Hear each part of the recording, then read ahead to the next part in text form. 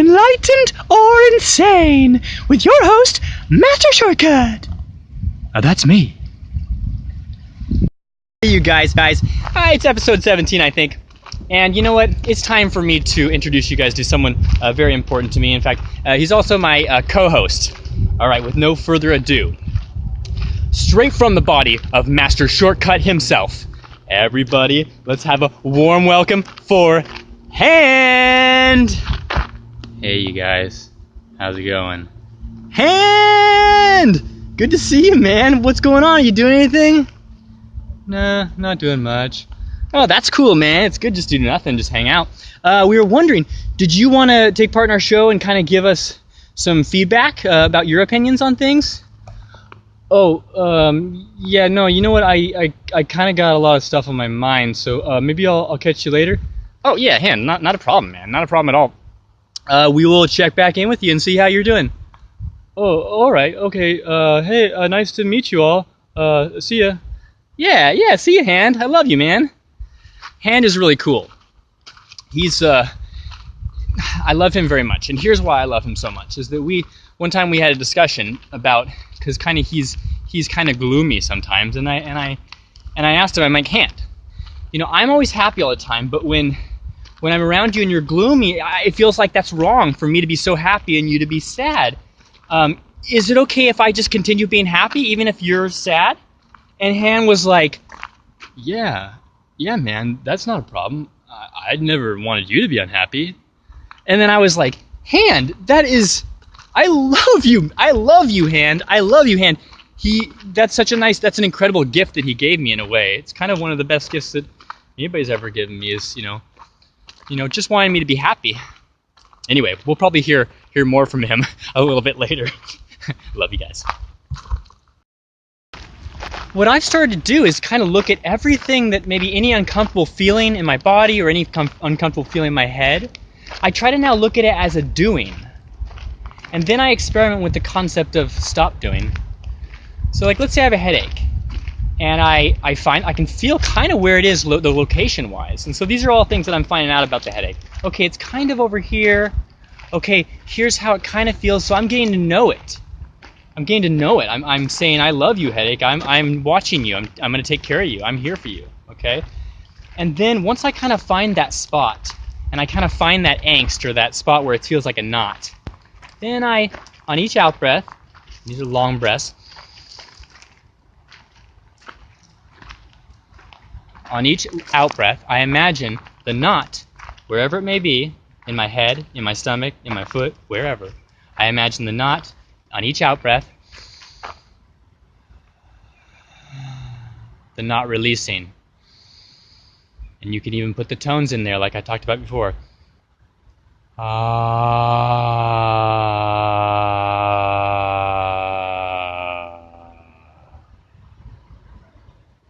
Now, you've had some success if it drops off for a second. You're like, whoa, what just happened? And then you grab it back on. For some reason, we grab it back on. We're comfortable with it. It's so familiar.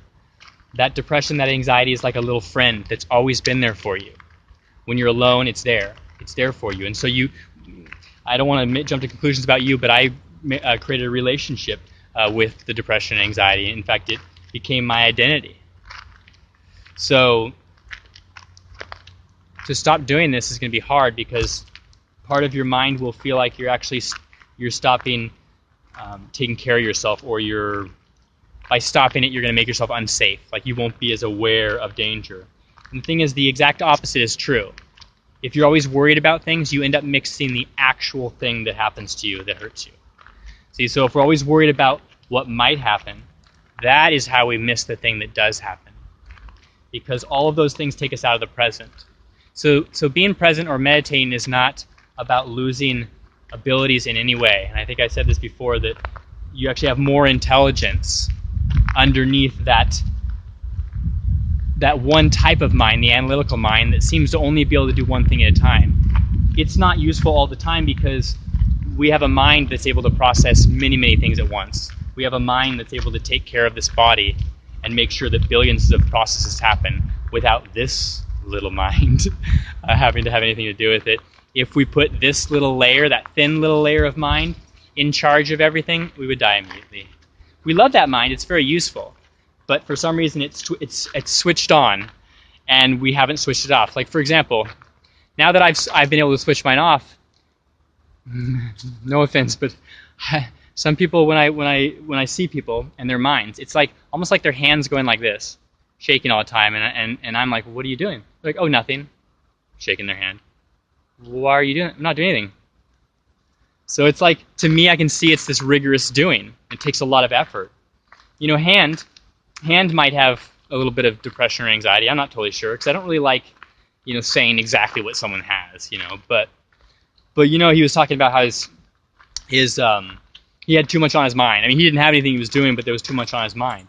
You know, these sort of mind things, these anxieties that are in your mind and these depressions, they're based on this story, the story of your life that has somehow gone wrong. You know, but it's just not true. It's just a story. The truth is, every moment is new.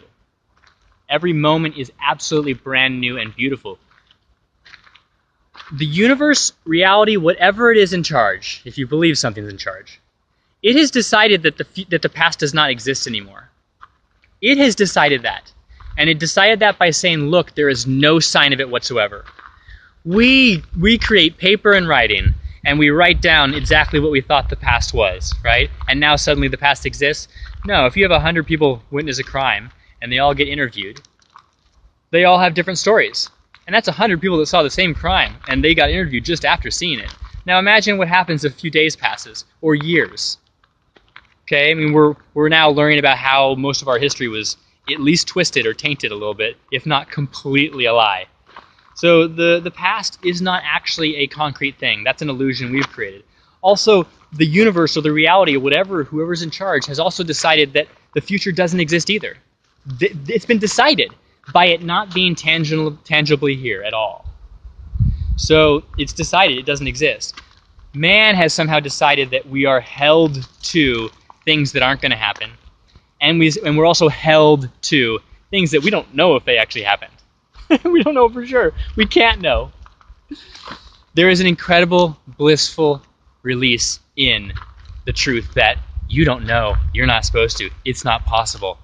Once you realize you don't have to know anymore, then the questions that need to be answered don't arise. The questions that need to be answered so you can feel better, they just don't arise. Because you already feel better. You feel great. And this will come and go. This feeling will come and go. So, you know, I'll be here. I'll be watching my own videos if I feel like I'm losing a little bit of my my zest. So anyway, I'm here for you guys, doing everything I can to save the world, one shortcut at a time. Yeah, sounds all right.